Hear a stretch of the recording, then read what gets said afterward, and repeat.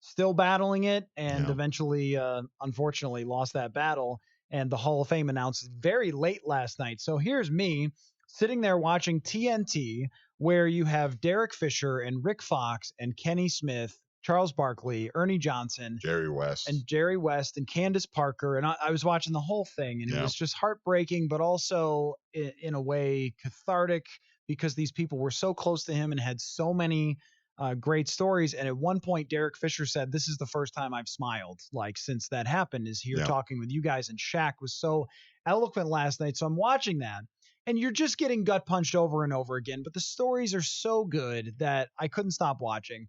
And of course, as I will do, I'm just, sitting with the dog and writing an article and refreshing Twitter.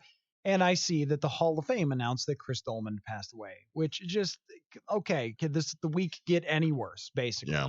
And Doleman, one of the great players in NFL history, a Hall of Famer in 2012, 150.5 sacks, and spent from 1985 until 1993 with the Minnesota Vikings. So right in the time, Manny, where you and I were becoming big football fans, and goes to some Atlanta defenses were great. And I forgot that he came back as a 38-year-old in 1999 to the Vikings and still had 8 sacks. Yep. And it took a little while for him to get in the Hall of Fame, wrongly, because I think he had the one great year and then was just so consistently great for a long time and was not a big self-promoter or anything like that. You sort of forgot how consistently excellent that Chris Doleman was. He was incredible. And the thing that I keep hearing now, I heard it from Judd this morning. We had superstar Mike Morris on Score North Live at 12:30 earlier today. And the common thought of Chris Doleman was that he was very businesslike. Mm-hmm. He was very aware of how good he was and the numbers that he was putting up, but he showed up ready to work, and he was very dedicated to his craft. And I just remember, I personally, from like watching him live, I remember him more from when he was with Atlanta and then San Francisco, his run in San Francisco. Because when he was with the Vikings, it was sort of before I started really like following football and getting really into the NFL and following the Vikings religiously. But to watch him, Collar, in San Francisco in his mid to late 30s and still be a dominant pass rusher, it was just incredible. And when you think about this game of football and guys that don't, how many guys do we see just sort of start to decline once they get to be about 31, 32, 33 years old? 11 sacks at age 35. Yeah. I mean, it's just off the charts. And I think, to your point about how long it took him to get in the Hall of Fame, when you factor in how dominant a player he was, even into his late 30s, it is pretty astonishing that it took him as long as it did to get into the Hall of Fame. Right, because he would have been right up there when he retired among the all-timers, among Bruce Smith and Reggie White, like right there in that ballpark for sacks, which is not the entire way that a player should be graded, but it's certainly up there for that position. If you're a pass rusher, how many sacks you get is the biggest deal, and 150.5 over so many years was just Hall of Fame worthy, and it shouldn't have taken him that long to get in. But that seems to be the theme for the Hall of Fame. Deion Sanders is one of my favorite athletes of all time, but him saying that there are too many players getting into the Football Hall of Fame, it's like, I could not disagree with anything more. There's a lot of offensive linemen who get left out. There's a lot of wide receivers who are getting left out who have really, really good cases because we don't put enough people in the Hall of Fame. I think that more guys need to go in so someone like Chris Doleman doesn't have to sit for year after year wondering if he's going to get in when he has 150 sacks. That defensive line for the San Francisco 49ers, 1996, Chris Doleman, Roy Barker, and Bryant Young, 12.5, 11.5, and 11 sacks. So he had the least sacks on that defensive line. And what I liked about Chris Doleman, because I feel the same way, that as a Viking, I don't remember him as much. I don't remember the 21 sack season because I was 3. And I'm sure that was really something to see. And he also caused 5 fumbles that year. So he was really about as dominant as it gets. And didn't win Defensive Player of the Year because Keith Millard, his line mate, had like 18 sacks as an interior defensive pass rusher and was amazing. And he ended up getting Defensive Player of the Year that year. Man, it's always the story of the Vikings. They have a great defensive line and get very close to winning, but don't do it. It's just always. He was all pro that year. He was all pro in 1992. So I don't remember those years.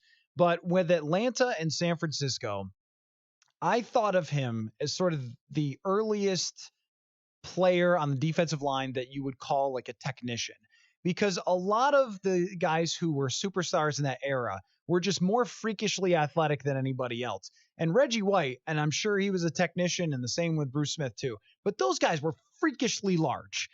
Bruce Smith was a 3-4 defensive end who was 290 pounds, but had like the lightest feet ever. And he was so strong and so quick. And then Reggie White, he would just throw the club at you. And there's that famous clip of Reggie White knocking Larry Allen off his spot.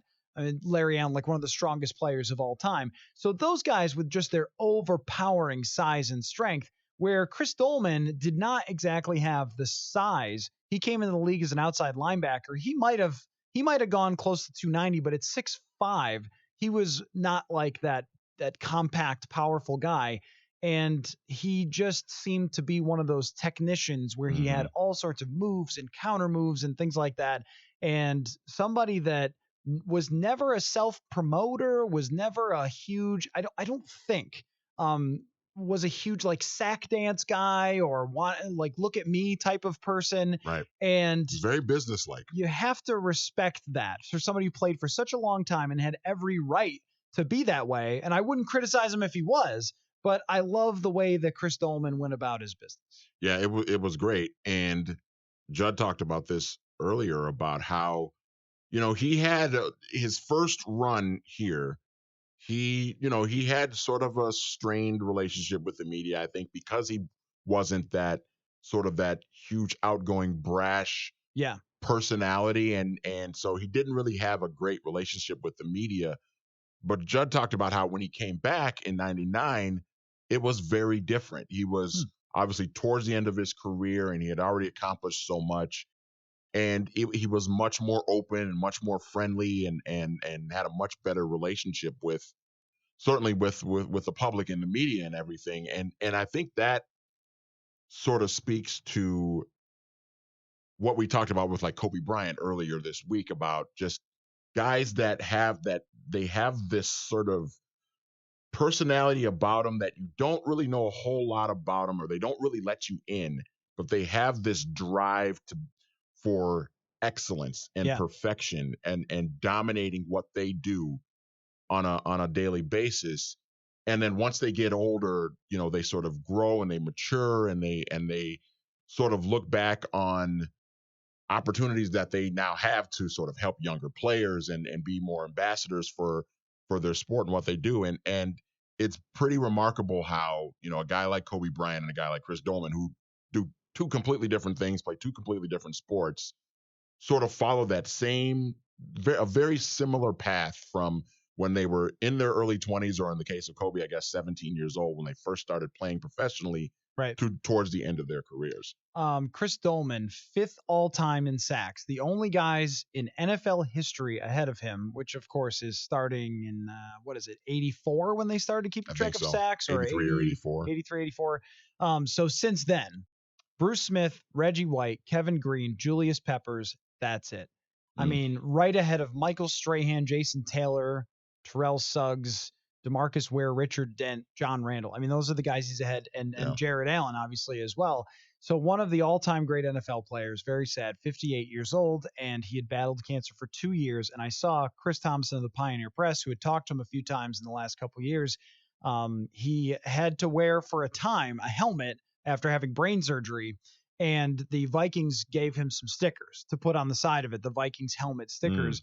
And Chris tweeted that Doleman would wear it even though he didn't have to anymore. Even after he had healed, he was proud to have his Vikings helmet on. So I really appreciate that story. So another gut punch in a very unfortunate and difficult week for everybody after Kobe Bryant passed away